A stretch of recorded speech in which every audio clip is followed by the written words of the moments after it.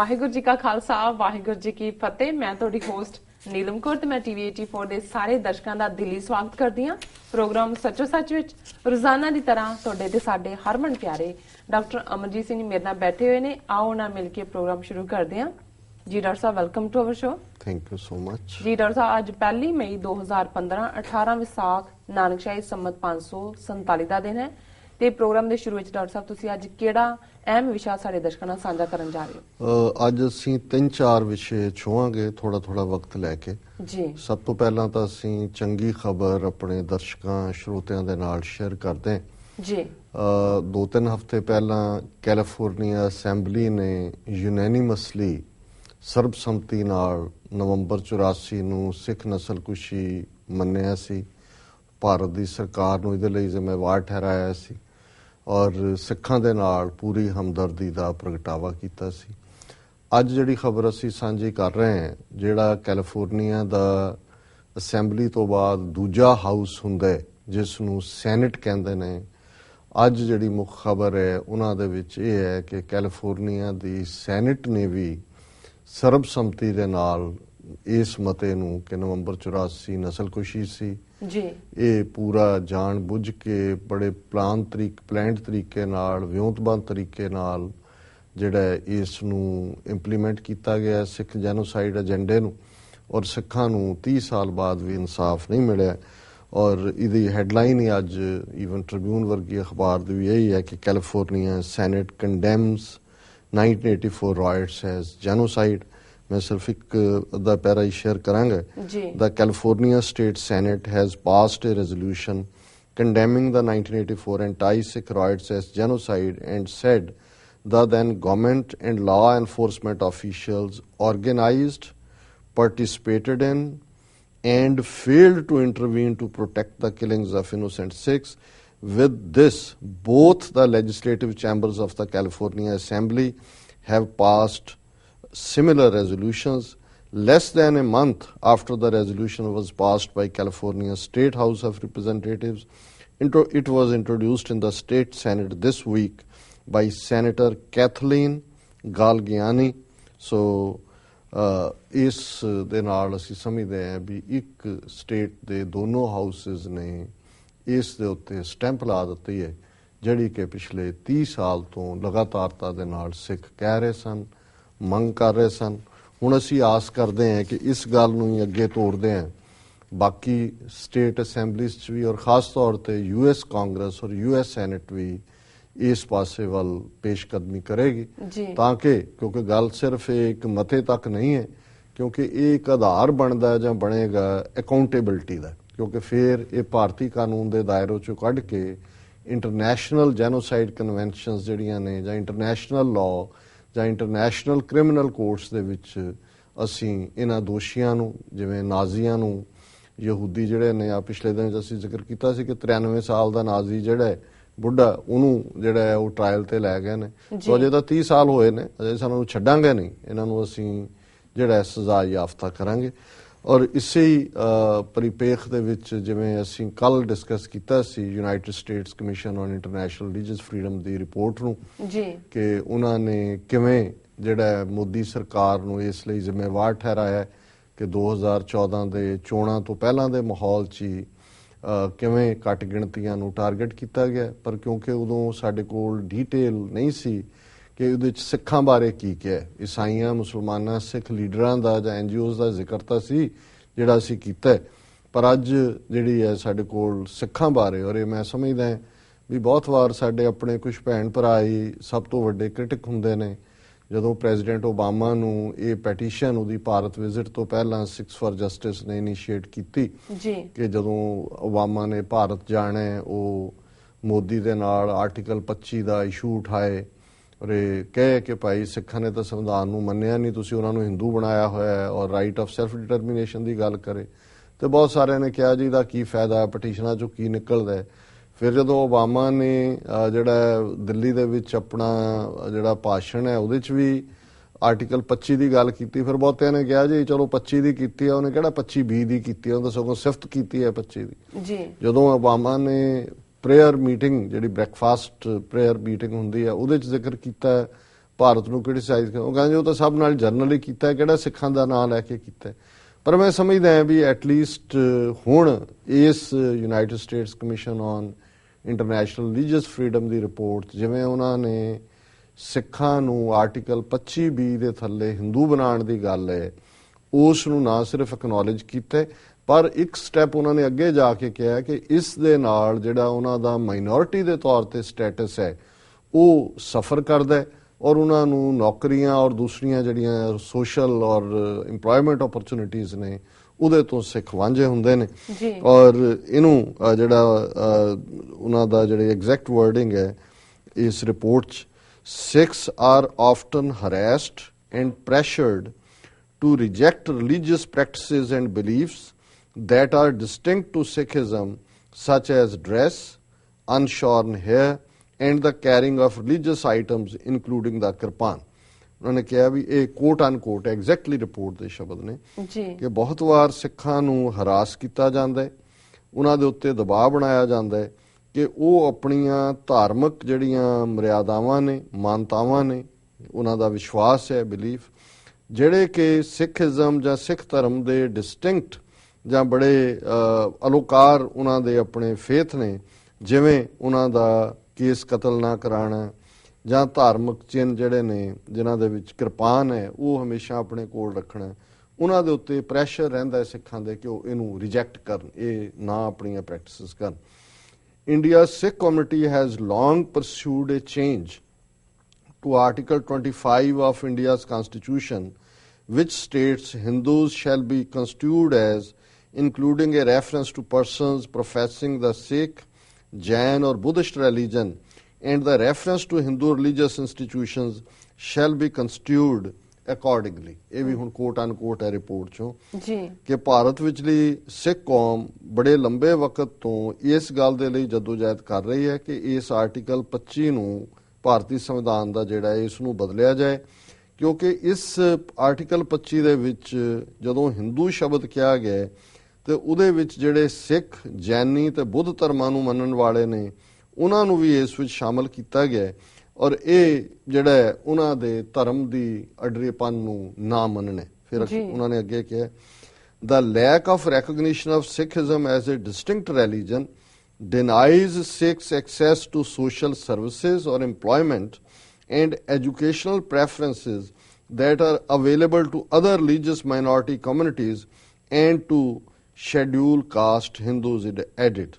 ਹੁਣ ਉਹਨਾਂ ਨੇ ਅੱਗੋਂ ਕਿਹਾ ਕਿ ਵੀ ਇਹ ਜਿਹੜਾ ਸਿੱਖਾਂ ਨੂੰ ਸੰਵਿਧਾਨ ਦੇ ਵਿੱਚ ਅੱਡ ਧਰਮ ਨਾ ਮੰਨਣਾ ਹੈ ਉਸ ਦਾ ਨਤੀਜਾ ਹੈ ਕਿ ਉਹ ਸਮਾਜਿਕ ਜਿਹੜੀਆਂ ਸਰਵਿਸਿਜ਼ ਨੇ, ਸੋਸ਼ਲ ਸਰਵਿਸਿਜ਼ ਔਰ ਨੌਕਰੀਆਂ, ਇੰਪਲੋਇਮੈਂਟ ਔਰ ਐਜੂਕੇਸ਼ਨਲ ਪ੍ਰੈਫਰੈਂਸਿਸ, ਵਿਦਿਅਕ ਸੰਸਥਾਵਾਂ ਦੇ ਵਿੱਚ ਪਹੁੰਚ, ਉਹ ਜਿਹੜੀਆਂ ਨੇ ਉਹਨਾਂ ਤੱਕ ਸਿੱਖਾਂ ਦੀ ਪਹੁੰਚ ਨਹੀਂ ਹੈ ਜਿਹੜੀਆਂ ਕਿ ਦੂਸਰੇ ਸਿੱਖਾਂ ਨੂੰ ਜਿਹੜੀਆਂ ਦੂਸਰੀਆਂ ਘੱਟ ਗਿਣਤੀਆਂ ਜਿਨ੍ਹਾਂ ਨੂੰ ਮੰਨਿਆ ਉਹਨਾਂ ਨੂੰ ਨੇ, ਜਿਵੇਂ ਕਿ ਸ਼ਡਿਊਲ ਕਾਸਟ ਹਿੰਦੂਆਂ ਨੂੰ ਨੇ ਪਰ ਸਿੱਖਾਂ ਦੇ ਲਈ ਕੋਈ ਘੱਟ ਗਿਣਤੀ ਦੇ ਤੌਰ ਤੇ ਜਿਹੜੀ ਹੈ ਉਹ ਮਾਨਤਾ। ਇਹ ਬਹੁਤ ਵੱਡੀ ਗੱਲ ਹੈ ਵੀ ਉਹਨਾਂ ਨੇ ਈਵਨ ਇਨ ਫੈਕਟ ਇਸ ਪਾਰਟ ਨੂੰ ਵੀ ਐਕਨੋਲੇਜ ਕੀਤਾ ਕਿ ਨਾ ਸਿਰਫ ਇੱਕ ਸਿੰਬੋਲਿਕ ਹੈ ਕਿ ਜੀ ਸਿੱਖਾਂ ਨੂੰ ਤੁਸੀਂ ਸਿੱਖ ਮੰਨੋ ਹਿੰਦੂ ਨਾ ਮੰਨੋ, ਇਹ ਮਾਈਨੋਰਿਟੀਜ਼ ਦੀ ਰਿਜ਼ਰਵੇਸ਼ਨ ਦੀ ਗੱਲ ਵੀ ਕਰ ਰਹੇ ਨੇ ਕਿ ਜੇ ਸਿੱਖ ਅੱਡ ਧਰਮ ਦੇ ਤੌਰ ਤੇ ਮਾਨਤਾ ਪ੍ਰਾਪਤ ਹੋਣਗੇ ਤੇ ਫਿਰ ਉਹਨਾਂ ਨੂੰ ਐਜੂਕੇਸ਼ਨਲ, ਸੋਸ਼ਲ ਸਰਵਿਸਿਜ਼ ਔਰ ਇੰਪਲੋਇਮੈਂਟ ਓਪਰਚੁਨਿਟੀਜ਼ ਵੀ ਮਿਲਣਗੀਆਂ। ਸੋ ਅਸੀਂ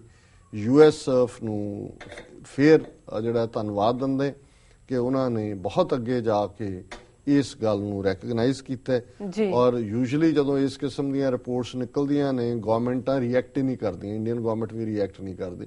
ਪਰ ਹੁਣ ਜੋ ਹੀ ਇਹ USCIRF ਦੀ ਰਿਪੋਰਟ ਆਈ ਹੈ ਜਿਹੜਾ ਭਾਰਤੀ ਗਵਰਨਮੈਂਟ ਦਾ ਔਰ ਉਹਨਾਂ ਦੀ ਫੋਰਨ ਮਿਨਿਸਟਰੀ ਦਾ ਰਿਐਕਸ਼ਨ ਹੈ ਉਹ ਬੜਾ ਦਿਲਚਸਪ ਹੈ ਉਹਦੇ 'ਚ। ਔਰ ਉਹਦੇ ਦੀ ਵੀ ਹੈਡਲਾਈਨ ਇਹ ਹੈ ਕਿ government rejects US report alleging religious intolerance in India. ਉਹਨਾਂ ਨੇ ਕਿਹਾ ਜੀ ਭਾਰਤ ਸਰਕਾਰ ਰਿਜੈਕਟ ਕਰਦੀ ਹੈ ਇਹ ਉਸ ਰਿਪੋਰਟ ਨੂੰ ਜਿਹਦੇ 'ਚ ਉਹਨਾਂ ਨੇ ਕਿਹਾ ਕਿ ਭਾਰਤ ਦੇ ਵਿੱਚ ਧਾਰਮਿਕ ਤੌਰ ਤੇ ਅਸਹਿਨਸ਼ੀਲਤਾ ਹੈ। ਔਰ India has slammed a US government panel report that claims direct link between the 2014 general elections in India and the spike in attacks on religious minorities in the country। ਕਿ ਉਸ ਰਿਪੋਰਟ ਨੂੰ ਰਿਜੈਕਟ ਕੀਤਾ ਹੈ ਜਿਹਦੇ 'ਚ 2014 ਦੀਆਂ ਚੋਣਾਂ ਦਾ ਮਾਹੌਲ ਔਰ ਘੱਟ ਗਿਣਤੀਆਂ ਤੇ ਹਮਲਿਆਂ ਨੂੰ ਜੋੜਿਆ ਗਿਆ। The report said since the 2014 elections, religious minority communities in India have been subject to derogatory comments by politicians linked to the ruling BJP, as well as numerous violent attacks and forced conversions by Hindu nationalist groups such as RSS and Vishwa Hindu Parishad। ਇਹ ਉਸ report ਨੂੰ ਕੋਟ ਕੀਤਾ ਹੈ ਕਿ ਇਸ ਸਮੇਂ ਦੇ ਦੌਰਾਨ ਜਿਹੜਾ ਹੈ ਉਹ ਟਾਰਗੇਟ ਕੀਤਾ ਗਿਆ ਘੱਟ ਗਿਣਤੀਆਂ ਨੂੰ, ਔਰ ਇਸ ਦੇ ਲਈ ਈਵਨ ਉਹਨਾਂ ਦੇ ਖਿਲਾਫ ਬੜੇ ਇਤਰਾਜ਼ਯੋਗ ਸ਼ਬਦ ਵਰਤੇ ਜਾਂਦੇ ਨੇ, ਔਰ RSS ਤੇ ਵਿਸ਼ਵ ਹਿੰਦੂ ਪਰਿਸ਼ਦ ਕਨਵਰਟ ਕਰ ਰਹੀ ਹੈ ਇਹਨਾਂ ਨੂੰ। ਐਕਸਟਰਨਲ ਅਫੇਅਰਸ ਸਪੋਕਸਪਰਸਨ ਵਿਕਾਸ ਸਵਰੂਪ, ਇਹ ਉਹਦਾ ਬਿਆਨ ਹੈ, said, quote unquote, our attention has been drawn to a report of USCIRF which has passed judgment on religious freedom in India. The report appears to be based on limited understanding of India, its constitution and its society. We take no cognizance of the report. ਵਾਹ ਜੀ। ਉਹ ਇਹ ਕਹਿੰਦਾ ਹੈ ਕਿ ਵੀ ਸਾਡਾ ਧਿਆਨ ਦਵਾਇਆ ਗਿਆ ਹੈ USCIRF ਦੀ ਰਿਪੋਰਟ ਵੱਲ, ਜਿਹਨੇ ਭਾਰਤ ਦੀ ਧਾਰਮਿਕ ਆਜ਼ਾਦੀ ਬਾਰੇ ਜਿਹੜਾ ਹੈ ਉਹ ਫੈਸਲਾ ਸੁਣਾਇਆ।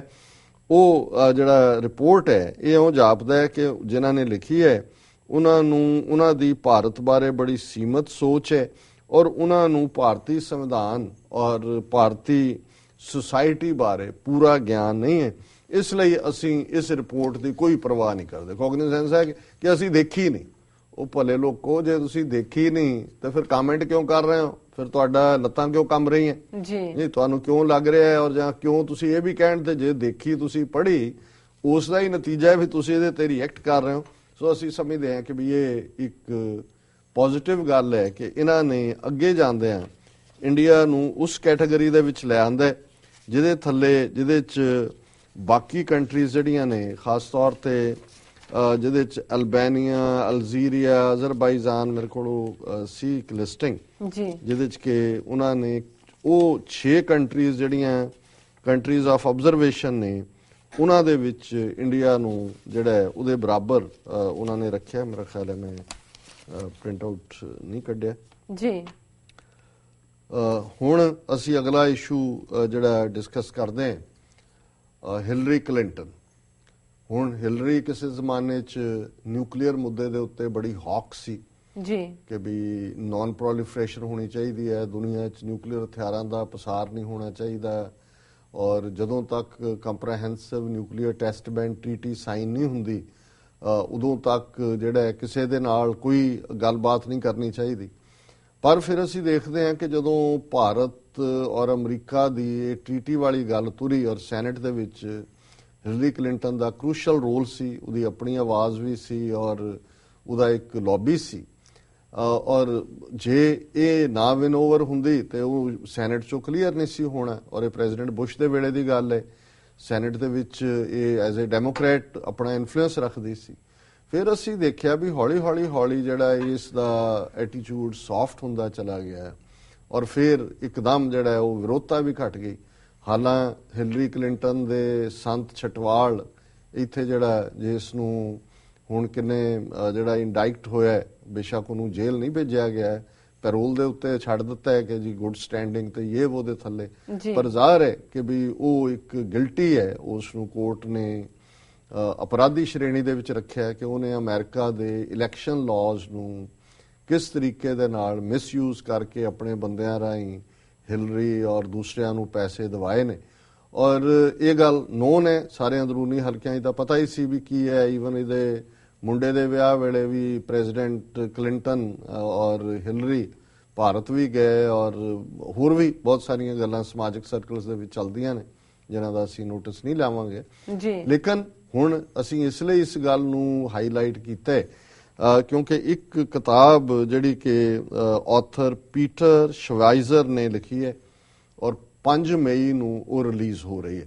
ਅੱਜ 1 ਮਈ ਹੈ ਔਰ ਇਸ ਕਿਤਾਬ ਦਾ ਨਾਂ ਹੀ ਹੈ Clinton cash, The Untold Story of How and Why Foreign Governments and Businesses Help Make Bill and Hillary Rich।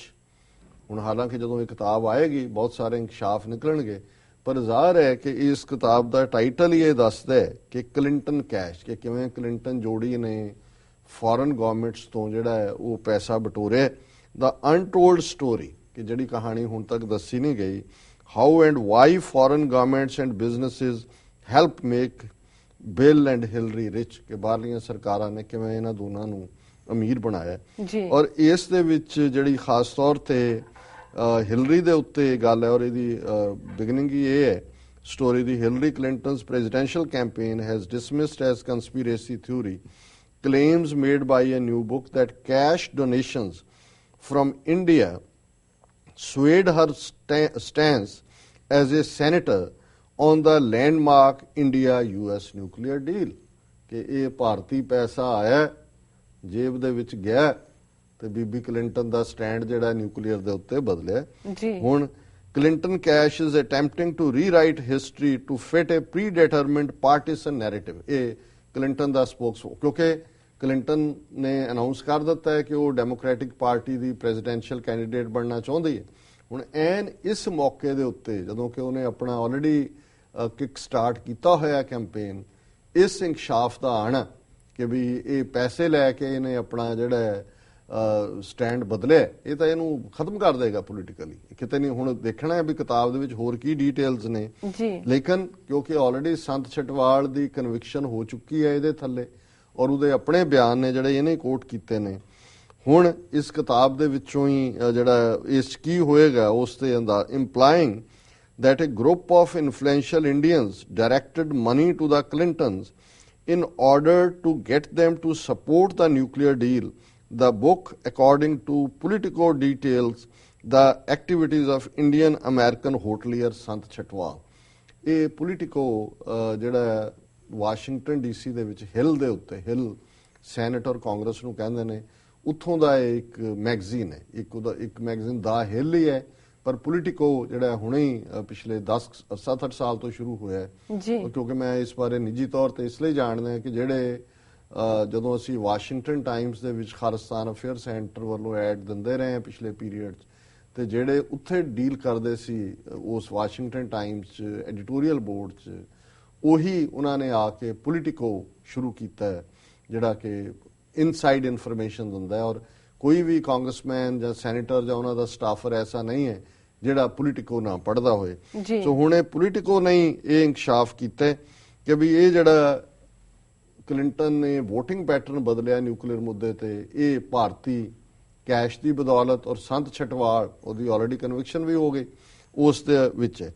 ਹੁਣ ਉਸ ਕਿਤਾਬ ਚੋਂ ਹੀ ਕੋਟ ਹੈ, ਸੰਤ ਛਟਵਾਲ ਦੇ ਸ਼ਬਦ ਨੇ। The hotelier is reported to have once said, quote ਦਾ ਮਤਲਬ ਹੁੰਦਾ ਇਹ ਇਹਦੇ ਚ ਖਬਰ ਵਾਲੇ ਦੇ ਜਾਂ ਆਥਰ ਦੇ ਸ਼ਬਦ ਨਹੀਂ ਨੇ, ਉਹਦੇ ਆਪਣੇ ਸ਼ਬਦ ਨੇ।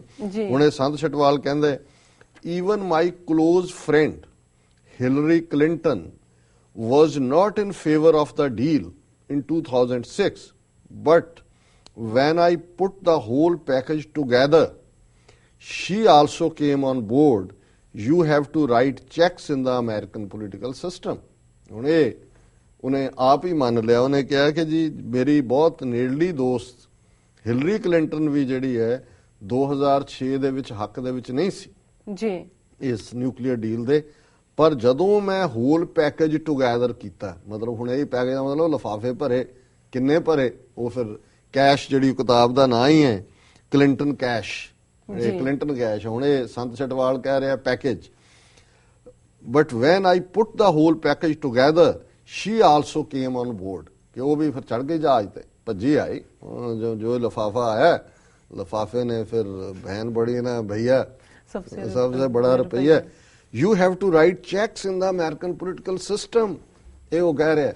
और मैनू पैरेड दे वेले मैं दूर ही बचदा रहा, ਉਹਦੇ ਗਲ 'ਚ ਵੀ ਪਟਾ ਪਾ ਕੇ ਉਹਨੂੰ ਵੀ ਨਾਲ ਤੋਰਿਆ ਹੋਇਆ ਸੀ ਉੱਥੇ। ਮੈਂ ਕਿਹਾ ਕਿ ਵੀ ਅਸੀਂ ਜਾਂ ਸਾਡੀਆਂ ਮੈਨੇਜਮੈਂਟਸ ਕਿਉਂ ਇਸ ਗੱਲ ਨੂੰ ਨਹੀਂ ਸਮਝਦੀਆਂ ਕਿ ਅਮਰੀਕਨ ਸਿਸਟਮ 'ਚ ਹਾਂ ਜਦੋਂ ਤੱਕ ਕੋਈ ਚਾਰਜ ਹੁੰਦਾ ਹੈ, ਦੋਸ਼ ਹੁੰਦਾ ਹੈ, ਗੱਲ ਡਿਫਰੈਂਟ ਹੁੰਦੀ ਹੈ ਜੀ, ਪਰ ਜਦੋਂ ਕਨਵਿਕਸ਼ਨ ਹੋ ਜਾਂਦੀ ਹੈ ਕਿਸੇ ਗੱਲ ਦੇ ਉੱਤੇ, ਉਹ ਕ੍ਰਿਮੀਨਲ ਹੁੰਦਾ ਔਰ ਉਹਦੇ ਨੇੜੇ ਨਹੀਂ ਜਾਂਦਾ ਕੋਈ ਵੀ। ਇੱਥੇ ਤਾਂ ਘਰ ਵਾਲੀਆਂ ਛੱਡ ਦਿੰਦੀਆਂ ਨੇ, ਘਰ ਵਾਲੇ ਜਦੋਂ ਇਹ ਹੋ ਜਾਏ ਕਿ no you have broken the law, you are going to jail, you have gone to the jail ਜੀ। ਮਤਲਬ ਤੇ ਅਸੀਂ ਇਸ ਕਿਸਮ ਦੇ ਮੌਕਿਆਂ ਦੇ ਉੱਤੇ ਵੀ ਜਿਹੜਾ ਇਸ ਕਿਸਮ ਦੇ ਦਾਗੀ ਲੋਕ, ਔਰ ਇਹ ਨਹੀਂ, ਇਹਦਾ ਨਿਊਯਾਰਕ ਡੇਲੀ ਅਖਬਾਰ ਹੈ, ਉਹਨੇ ਪੂਰਾ 4 ਸਫ਼ੇ ਦਾ ਛਾਪਿਆ ਸੀ। ਸਟੇਟ ਬੈਂਕ ਆਫ ਇੰਡੀਆ ਦਾ ਕਿੰਨੇ ਮਿਲੀਅਨ ਦਾ ਖਾ ਗਿਆ, ਕਿਤੋਂ ਕੀ ਖਾ ਗਿਆ, ਬੈਂਕਰਪਸੀ ਫਾਈਲ ਕੀਤੀ, ਇਹ ਹੁਣ ਕ੍ਰਿਮੀਨਲ। ਹੁਣ ਉਹ ਤੁਹਾਡੇ 60-70 ਹਜ਼ਾਰ ਦੀ ਪੈਰੇਡ ਦੇ ਵਿੱਚ ਤੁਸੀਂ ਉਸ ਨੂੰ ਵੀ ਨਾਲ ਜਿਹੜਾ ਉਹ VIP ਬਣਾਇਆ ਹੋਇਆ ਹੈ। ਹੁਣ ਇਹ ਕੌਣ ਬਿਹਾਈਂਡ ਹੁੰਦੇ ਨੇ, ਕਿਵੇਂ ਇਹ ਲੋਕ ਜਿਹੜੇ ਨੇ ਅੱਗੇ ਆ ਜਾਂਦੇ ਨੇ। ਸੋ ਮੈਂ ਸਮਝਦਾ ਵੀ ਇਹ ਜਦੋਂ 5 ਮਈ ਨੂੰ ਇਹ ਕਿਤਾਬ ਰਿਲੀਜ਼ ਹੁੰਦੀ ਹੈ ਜੀ, ਇਸ ਬਾਰੇ ਅਸੀਂ ਜਿਹੜਾ ਫਿਰ ਹੋਰ ਵੀ ਚਰਚਾ ਕਰਾਂਗੇ। ਤੇ ਫਾਈਨਲ ਇਸ਼ੂ ਜਿਹੜਾ ਅਸੀਂ ਅਕਸਰ ਜਦੋਂ ਮੋਦੀ ਸਰਕਾਰ ਉਹਦੀ ਫੇਲਿਅਰ ਕੀ ਹੈ ਉਸ ਦਾ ਜ਼ਿਕਰ ਕਰਦੇ ਹਾਂ ਤੇ ਸਾਨੂੰ ਇਹ ਕਿਹਾ ਜਾਂਦਾ ਜੀ ਇਹ ਤਾਂ ਖਾਲਿਸਤਾਨੀਆਂ ਨੇ ਤਾਂ ਕਹਿਣਾ ਹੀ ਹੈ। ਜੀ ਦੇਖੋ ਜੀ, ਔਰ ਜਦੋਂ ਮੋਦੀ ਦੇ ਕੈਨੇਡਾ ਫੇਰੀ ਵੇਲੇ ਅਸੀਂ ਵਿਰੋਧ ਕਰਨ ਦੀ ਗੱਲ ਕੀਤੀ ਕਿ ਜੀ ਦੇਖੋ ਬੜਾ ਬੈਸਟ ਪ੍ਰਾਈਮ ਮਿਨਿਸਟਰ ਹੈ, ਦੇਖੋ ਜੀ ਕਿੰਨਾ ਦੁਨੀਆ ਉਹਨੂੰ ਕਿੰਨਾ ਮੰਨਦੀ ਹੈ। ਹੁਣ ਇਹਨਾਂ ਦਾ ਇੱਕ ਬਦਬੂਦਾਰ ਜਿਹੜਾ ਫਿਰਕੂ ਬੰਦਾ ਅਰੁਣ ਸ਼ੌਰੀ, ਜਿਹੜਾ RSS ਦਾ ਕਦੇ ਬਲੂ ਆਈਡ ਬॉय ਰਿਹਾ, ਜਿਹੜਾ ਅਖਬਾਰ ਜਿਹੜਾ ਉਸ ਦਾ ਐਡੀਟਰ ਵੀ ਰਿਹਾ, ਸ਼ਾਇਦ ਇੰਡੀਅਨ ਐਕਸਪ੍ਰੈਸ ਦਾ ਸੀ ਇੱਕ ਜ਼ਮਾਨੇ 'ਚ, ਨੇ ਸਿੱਖਾਂ ਦੇ ਖਿਲਾਫ ਵੀ ਬੜੇ ਸਿਸਟਮੈਟਿਕਲੀ 5-6 ਆਰਟੀਕਲ ਲਿਖੇ ਸੀ ਜੀ, ਜਿਨ੍ਹਾਂ ਦਾ ਜਵਾਬ ਉਸ ਵੇਲੇ ਸਿੱਖ ਰੈਫਰੈਂਸ ਲਾਇਬ੍ਰੇਰੀ ਦੇ ਜਿਹੜੇ ਇੰਚਾਰਜ ਸਨ ਲਾਇਬ੍ਰੇਰੀਅਨ ਦਵਿੰਦਰ ਸਿੰਘ ਦੁੱਗਲ ਉਹਨਾਂ ਨੇ ਦਿੱਤਾ ਸੀ, ਔਰ ਇਹ ਵਾਜਪਾਈ ਦੀ ਮਿਨਿਸਟਰੀ ਵੇਲੇ ਮਿਨਿਸਟਰ ਸੀ। ਹੁਣ ਜਦੋਂ ਵਿਰੋਧੀ ਕੋਈ ਕਹਿੰਦਾ ਹੈ, ਜੇ ਅਸੀਂ ਕਹੀਏ ਜਾਂ ਕੋਈ ਕ੍ਰਿਸਚਨ, ਕੋਈ ਮੁਸਲਮਾਨ, ਕੋਈ ਦਲਿਤ, ਤੇ ਹੋਏਗਾ ਜੀ ਇਹ ਇਹਨਾਂ ਨੇ ਤਾਂ ਵਿਰੋਧ ਕਰਨਾ ਹੀ। ਪਰ ਹੁਣ ਮੋਦੀ ਦੀ ਪਰਫਾਰਮੈਂਸ ਬਾਰੇ ਅਰੁਣ ਸ਼ੌਰੀ ਦਾ ਕੀ ਕਹਿਣਾ? ਉਹਨੇ ਪਿਛਲੇ ਦਿਨਾਂ 'ਚ ਜਿਹੜਾ ਇੰਟਰਵਿਊ ਦਿੱਤੇ ਉਹਦੇ 'ਚ ਉਹਨੇ ਜਿਹੜੀਆਂ 2-3 ਗੱਲਾਂ ਕਹੀਆਂ, ਮੈਂ ਵਕਤ ਨੂੰ ਦੇਖਦੇ ਹਾਂ ਇਸ ਨੂੰ ਕੋਟ ਕਰਕੇ ਇਹੀ ਲਾਸਟ ਇਸ਼ੂ ਹੋਏਗਾ ਜੀ। ਉਹਦੀ ਹੈਡਲਾਈਨ ਇਹ ਹੈ ਕਿ economic policy directionless, minorities anxious, says Shourie, ਕਿ ਇਹਦੀ ਜਿਹੜੀ ਮੋਦੀ ਦੀ ਆਰਥਿਕ ਨੀਤੀ ਹੈ ਉਹ ਜਿਹਨੂੰ ਕਹਿੰਦੇ ਨੇ ਸ਼ੁਤਰ ਮੁਰਗ ਹੈ। ਡਾਇਰੈਕਸ਼ਨਲੈਸ ਹੁੰਦਾ ਕਿ ਸ਼ੁਤਰ ਊਂਟ ਨੂੰ ਕਹਿੰਦੇ ਨੇ ਕਿ ਇੱਧਰ ਨੂੰ ਜਾਂਦਾ ਇੱਧਰ ਨੂੰ ਜਾਂਦਾ, ਕੋਈ ਪੁਆਇੰਟਡ ਪਾਸੇ ਨਹੀਂ ਜਾ ਰਹੀ, ਔਰ ਜਿਹੜੀਆਂ ਘੱਟ ਗਿਣਤੀਆਂ ਨੇ ਉਹ ਪਰੇਸ਼ਾਨੀ 'ਚ ਨੇ। Arun Shourie, BJP minister in the Vajpayee cabinet, today hit out at the Narendra Modi government saying its economic policy was directionless while the social climate was causing great anxiety among the minorities. ਅਸੀਂ ਪਹਿਲਾਂ ਹੀ ਬਿਆਨ ਕਰ ਦਿੱਤੇ ਜੀ। The 73-year-old journalist turned politician said the one-year rule of Modi was good in parts. His transformation as prime minister was good in foreign policy, but the promised turnaround in economy has not happened. ਉਹਨੇ ਉਹਦੀ ਥੋੜੀ ਸਿਫਤ ਵੀ ਕੀਤੀ ਕਿ ਜੀ ਵਿਦੇਸ਼ ਨੀਤੀ 'ਚ ਕੁਛ ਪੋਜ਼ਿਟਿਵ ਹੈ ਔਰ ਥੋੜਾ ਜਿਹਾ ਉਹਨੂੰ ਤੁਸੀਂ ਹਾਂ ਪੱਖੀ ਕਹਿ ਸਕਦੇ ਹੋ, ਪਰ ਜਿਹੜੀ ਆਰਥਿਕਤਾ ਹੈ ਉਸ ਬਾਰੇ ਉਹਦੀ ਨੀਤੀ ਠੀਕ ਨਹੀਂ ਹੈ। The government seems to be more concerned with managing headlines than putting policies in place. ਕਿ ਸਰਕਾਰ ਦੀ ਦਿਲਚਸਪੀ ਤਾਂ ਹੈ ਵੀ ਅਖਬਾਰਾਂ ਦੇ ਵਿੱਚ ਹੈਡਲਾਈਨ ਕਿਵੇਂ ਲਾਣੀ ਹੈ ਕਿ ਮੋਦੀ ਬੱਲੇ ਬੱਲੇ ਬੱਲੇ, ਵੀ ਇਹ ਲਾਣਾ ਹੈ, ਕੋਈ ਰੀਅਲ ਗਰਾਊਂਡ ਦੇ ਉੱਤੇ ਕੋਈ ਕੰਮ ਕਰਨ 'ਚ ਉਹਨਾਂ ਦੀ ਦਿਲਚਸਪੀ ਨਹੀਂ ਹੈ। The situation is like the many pieces of jigsaw puzzle lying in a mess with no big picture in mind about how to put them together. ਜਿਵੇਂ ਜਿਗਸਾ ਪਜ਼ਲ ਹੁੰਦੀ ਹੈ, ਕਿੱਧਰ ਪਿਆ ਹੈ ਕਿੱਧਰ ਹੈ, ਟੁਕੜੇ ਖਿਲ ਰਹੇ ਹੋਏ ਨੇ, ਪਰ ਤੁਹਾਡੇ ਸਾਹਮਣੇ ਕੋਈ ਨਹੀਂ ਹੈ ਵੀ ਇਹਨਾਂ ਨੂੰ ਤੁਸੀਂ ਪੁੱਟ ਟੁਗੇਦਰ ਕਿਵੇਂ ਕਰਨਾ। He said in an exclusive interview with the headlines today's current thapper ahead of the first anniversary of the Modi government, ਕਿ ਐਨ 1 ਸਾਲ ਪੂਰਾ ਹੋਣ ਤੋਂ ਪਹਿਲਾਂ ਉਹਨੇ ਕਰਨ ਥਾਪਰ ਪੂਰਾ ਗੁਰ ਗਏ ਮੀਡੀਆ ਦੀ ਦੁਨੀਆ 'ਚ, ਔਰ ਉਹਨੂੰ ਇੰਟਰਵਿਊ ਕਰਦਾ ਉਹਨੇ ਕਿਹਾ ਜੀ ਇਹ ਤਾਂ ਉਹ ਜਿਗਸਾ ਪਜ਼ਲ ਹੈ ਜਿਹਦੇ ਖਿਲ ਰਹੇ ਹੋਏ ਨੇ ਔਰ ਆਰਥਿਕ ਤੌਰ ਤੇ ਡਾਇਰੈਕਸ਼ਨਲੈਸ ਸਰਕਾਰ ਹੈ ਜੀ। Shori, who is not active in BJP these days, said despite promises, the fears of foreign investors on retrospective taxes and incentives for manufacturing have not materialized on the ground. ਕਿ ਗੱਲਾਂ ਬਹੁਤ ਹੋ ਰਹੀਆਂ ਪਰ ਬਾਹਰਲੀ ਕੋਈ ਵੀ ਜਿਹੜਾ ਪੂੰਜੀ ਨਿਵੇਸ਼ ਨਹੀਂ ਹੋ ਰਿਹਾ, ਕਿਉਂਕਿ ਜਿਹੜੇ ਵੀ ਟੈਕਸ ਔਰ ਇਨਸੈਂਟਿਵ ਜਿਹੜੇ ਮੈਨੂਫੈਕਚਰਰਸ ਨੂੰ ਚਾਹੀਦੇ ਨੇ ਉਹਨਾਂ ਬਾਰੇ ਕੋਈ ਪ੍ਰੋਗਰੈਸ ਨਹੀਂ ਹੋ ਰਹੀ, ਇਸ ਲਈ ਸਭ ਹਵਾ ਦੇ ਵਿੱਚ ਹੈ, ਗਰਾਊਂਡ ਦੇ ਉੱਤੇ ਕੋਈ ਤਬਦੀਲੀ ਨਹੀਂ ਜੀ। ਇਨਵੈਸਟਰਸ ਰਿਕੁਆਇਰ ਸਟੇਬਿਲਿਟੀ ਐਂਡ ਪ੍ਰੈਡਿਕਟੇਬਿਲਿਟੀ, ਕਿ ਜਿਨ੍ਹਾਂ ਨੇ ਪੂੰਜੀ ਲਾਣੀ ਹੈ ਉਹਨਾਂ ਨੂੰ ਜਿਹੜੀ ਹੈ ਉਹ ਸਥਿਰਤਾ ਵੀ ਚਾਹੀਦੀ ਔਰ ਪਤਾ ਹੋਣਾ ਚਾਹੀਦਾ ਵੀ ਡਾਇਰੈਕਸ਼ਨ ਕਿੱਧਰ ਨੂੰ ਜਾਏਗੀ। He said, adding that the concern expressed by eminent banker Deepak Parekh on the situation on the ground should be seen as a wake-up call. ਇਹ ਉਹਨੂੰ ਕੋਟ ਕੀਤਾ ਹੈ, ਦੀਵਨ ਪਾਖਰ ਨੇ ਵੀ ਇਸੇ ਲਾਈਨ ਦੇ ਉੱਤੇ ਕਿਹਾ ਜੀ। Asked if the Modi government had done enough to put India on growth path, Shori said that it was all hyperbole. ਹੁਣ ਉਹਨੇ ਕਰਨ ਥਾਪਰ ਨੇ ਉਹਨੂੰ ਪੁੱਛਿਆ ਕਿ ਕੀ ਮੋਦੀ ਨੇ ਠੀਕ ਨੀਤੀਆਂ ਲਾਈਆਂ ਨੇ ਕਿ ਭਾਰਤ ਨੂੰ ਤਰੱਕੀ ਦੇ ਰਾਹ ਤੇ ਤੋਰਿਆ ਜਾਏ। ਹਾਈਪਰਬੋਲ ਹੁੰਦਾ ਯੱਕੜ, ਅੰਗਰੇਜ਼ੀ ਦਾ ਹਾਈਪਰਬੋਲ ਪੰਜਾਬੀ ਦਾ ਯੱਕੜ ਹੈਗਾ, ਐਵੇਂ ਯੱਕੜ ਹੀ ਮਾਰਦਾ ਵੀ ਕੀਤਾ ਕਰਤਾ ਕੁਛ ਨਹੀਂ ਹੈ, ਐਵੇਂ ਹਵਾ 'ਚ ਜਿਹੜਾ ਉਹ ਡਾਂਗਾ ਘੁਮਾ ਰਿਹਾ, ਉਹਦਾ ਗਰਾਊਂਡ ਕੁਛ ਨਹੀਂ ਹੈ। It's all such claims are meant to grab headlines but lack substance, he said। ਉਹਨੇ ਕਿਹਾ ਜੀ ਇਹ ਅਖਬਾਰ ਦੀ ਜ਼ਰੂਰ ਸੁਰਖੀ ਬਣ ਜਾਂਦੀ ਹੈ ਇਹਨਾਂ ਦੇ ਬਿਆਨ, ਪਰ ਹੈ ਕੁਛ ਨਹੀਂ ਹੈ ਜੀ। He was also critical of handling of the tax issues which was keeping foreign investors away। First it alienated them, but now it has made them laugh। You come out as bullies। ਉਹਨੂੰ ਪੁੱਛਿਆ ਕਿ ਜੀ ਇਹ ਜਿਹੜਾ tax ਬਾਰੇ ਤੁਹਾਡਾ ਕੀ ਖਿਆਲ ਹੈ? ਕਹਿੰਦਾ ਵੀ ਪਹਿਲਾਂ ਤਾਂ ਇਹਨਾਂ ਦੀਆਂ ਨੀਤੀਆਂ ਨੇ ਉਹਨਾਂ ਨੂੰ ਜਿਹੜਾ ਉਹ ਐਲੀਨੇਟ ਕੀਤਾ, ਦੂਰ ਕੀਤਾ ਫੋਰਨ ਇਨਵੈਸਟਰਸ ਨੂੰ ਜੀ। ਫਿਰ ਹੁਣ ਉਹ ਸਾਡੇ ਤੇ ਹੱਸ ਰਹੇ ਨੇ। ਯੂ ਕਮ ਆਊਟ ਐਜ਼ ਬੁਲੀਜ਼, ਕਿ ਉਹ ਕਹਿੰਦੇ ਨੇ ਵੀ ਆ ਇਹਨਾਂ ਦਾ ਹਾਲ ਦੇਖ ਲਓ, ਇਹ ਬੁਲੀ ਬਣੇ ਹੋਇਆ। ਇਹਦਾ ਮਤਲਬ ਇਹ ਹੈ ਵੀ ਫੋਰਨ ਇਨਵੈਸਟਰ ਕੋਈ ਵੀ ਨੇੜੇ ਨਹੀਂ ਲੱਗੇਗਾ। On the social front, Shourie said there was great anxiety among the minorities in the wake of the incidents of attack on Christian institutions and the ਘਰ ਵਾਪਸੀ and love jihad campaigns। ਉਹਨੇ ਕਿਹਾ ਵੀ ਘੱਟ ਗਿਣਤੀਆਂ ਦੇ ਵਿੱਚ ਜਿਹੜੀਆਂ ਘਟਨਾਵਾਂ ਈਸਾਈ ਸੰਸਥਾਵਾਂ ਤੇ ਹਮਲੇ, ਘਰ ਵਾਪਸੀ, ਲਵ ਜਿਹਾਦ ਵਰਗੀਆਂ ਨੇ, ਇਸ ਦੇ ਵਿੱਚ ਬੜੀ ਚਿੰਤਾ ਹੈ। He was critical of Modi's silence on issues relating to social tensions on account of activities of right-wing organizations and statements made by some party MPs and leaders। ਕਿ ਵੀ MP ਤੇ ਲੀਡਰ ਬਿਆਨਬਾਜ਼ੀਆਂ ਕਰ ਰਹੇ ਨੇ ਔਰ ਮੋਦੀ ਜਿਹੜਾ ਹੈ ਉਹ ਉਹਨੇ ਚੁੱਪ ਧਾਰੀ ਹੋਈ ਹੈ ਕਿ ਵੀ you tweet when Sania Mirza wins championship or greet someone on birthdays, but you don't do such things when moral questions are involved। People doubt why he is silent। ਉਹਨੇ ਕਿਹਾ ਜੀ ਸਾਨੀਆ ਮਿਰਜ਼ਾ ਜਿੱਤ ਗਈ, ਤੂੰ ਵਧਾਈ ਦੇ ਰਿਹਾ ਜੀ, ਕਿਸੇ ਦਾ ਜਨਮ ਦਿਨ ਹੈ ਤੂੰ ਟਵੀਟ ਕਰ ਰਿਹਾ ਉਹਨਾਂ ਨੂੰ, ਪਰ ਇੰਨਾ ਕੁਝ ਹੋ ਰਿਹਾ ਹੈ ਘੱਟ ਗਿਣਤੀਆਂ ਨਾਲ। ਉਦੋਂ ਮੋਦੀ ਨੇ ਕਿਉਂ ਜਿਹੜਾ ਮੂੰਹ 'ਚ ਘੁੰਗਣੀਆਂ ਪਾਈਆਂ ਹੋਈਆਂ ਨੇ? ਇਹ ਅਰੁਣ ਸ਼ੌਰੀ ਕਹਿ ਰਿਹਾ। ਮੈਂ ਤਾਂ ਕਈ ਵਾਰੀ 2 ਵਾਰੀ ਪੜ੍ਹਿਆ ਪਹਿਲਾਂ ਮੈਗਨੀਫਾਈਂਗ ਲੈਂਸ ਨਾਲ ਵੀ ਠੀਕ ਬੰਦੇ ਦਾ ਨਾਂ ਹੈ, ਕਿਉਂਕਿ ਅਰੁਣ ਸ਼ੌਰੀ ਤਾਂ ਆਪ ਪਰਲੇ ਸਿਰੇ ਦਾ ਫਿਰਕੂ ਹਿੰਦੂ ਹੈ, ਉਸ ਭਰਿਆ ਹੋਇਆ ਨਫ਼ਰਤ ਨਾਲ ਘੱਟ ਗਿਣਤੀਆਂ ਲਈ। ਜੇ ਇਦਾਂ ਦੇ ਨੂੰ ਪਰ ਨੈਸ਼ਨਲਿਸਟ ਹੈ, ਹਿੰਦੂ ਨੈਸ਼ਨਲਿਸਟ ਹੈ, ਉਹਨੂੰ ਵੀ ਲੱਗਦਾ ਵੀ ਇਹ ਜਿਹੜੀਆਂ ਜਿਸ ਤਰੀਕੇ ਨਾਲ ਇਹ ਜਾ ਰਹੇ ਨੇ, ਇਹ ਇਹਨਾਂ ਦਾ ਹਿੰਦੂ ਨੈਸ਼ਨਲਿਜ਼ਮ ਦਾ ਏਜੰਡਾ ਵੀ ਇਹਦੇ ਨਾਲ ਹੀ ਜਿਹੜਾ ਉਹ ਫੁਸਕ ਹੋ ਰਿਹਾ। ਫਿਰ ਉਹ ਕਹਿੰਦਾ, referring to the former IPS officer Julio Ribeiro's recent anguish that he felt like an outsider against the backdrop of attacks on churches, Shori said, when people of such standing make such remarks, it means things have gone so far। ਉਹਨੇ ਕਿਹਾ ਜੀ ਜੇ ਰਿਬੈਰੋ ਵਰਗਾ ਵੀ ਕਹਿੰਦਾ ਕਿ ਜੀ ਮੈਂ ਤਾਂ ਇੱਥੇ ਹੁਣ ਅਜਨਬੀ ਹਾਂ, ਔਰ ਅਖੀਰ 'ਚ ਅਰੁਣ ਸ਼ੌਰੀ ਨੇ ਸਾਰੇ 'ਚ ਮੈਂ ਕਿਹਾ ਵੀ ਅਜੇ ਤੱਕ ਉਹਨੇ ਆਪਣੀ ਸਿੱਖ ਨਫ਼ਰਤ ਦਿਖਾਈ ਨਹੀਂ ਹੈ। ਕਿਤੇ ਨਾ ਕਿਤੇ ਉਹ ਅਖੀਰਲਾ ਕਮੈਂਟ ਉਹਦਾ ਜਿਹੜਾ ਮੈਂ ਪੜ੍ਹ ਕੇ ਕਲੋਜ਼ ਕਰਦਾ ਜੀ, we have to wake up, ਸਾਨੂੰ ਜਾਗਣਾ ਪਏਗਾ। He said, adding that people like Ribeiro and former Punjab top cop KPS Gill had saved Punjab for India. ਕਿ ਇਹ ਰਿਬੈਰੋ ਔਰ KP ਗਿੱਲ ਇਹ ਜਿਹੜੇ ਨੇ, ਇਹਨਾਂ ਨੇ ਹੀ ਪੰਜਾਬ ਸਾਨੂੰ ਬਚਾ ਕੇ ਦਿੱਤਾ ਹੈ। ਸੇਵਡ ਫॉर ਇੰਡੀਆ ਦਾ ਮਤਲਬ ਇਹ ਹੈ, ਨਹੀਂ ਤਾਂ ਪੰਜਾਬ ਖਾਲਿਸਤਾਨ ਬਣ ਜਾਣਾ ਸੀ ਜੇ ਰਿਬੈਰੋ ਔਰ KP ਗਿੱਲ ਜਿਹੜੇ ਨੇ ਉਹਨਾਂ ਦੀ ਜਨਰੇਸ਼ਨ ਸਿੱਖਾਂ ਦੀ ਸਾਰੀ ਨਾ ਮਾਰ ਦਿੰਦੇ।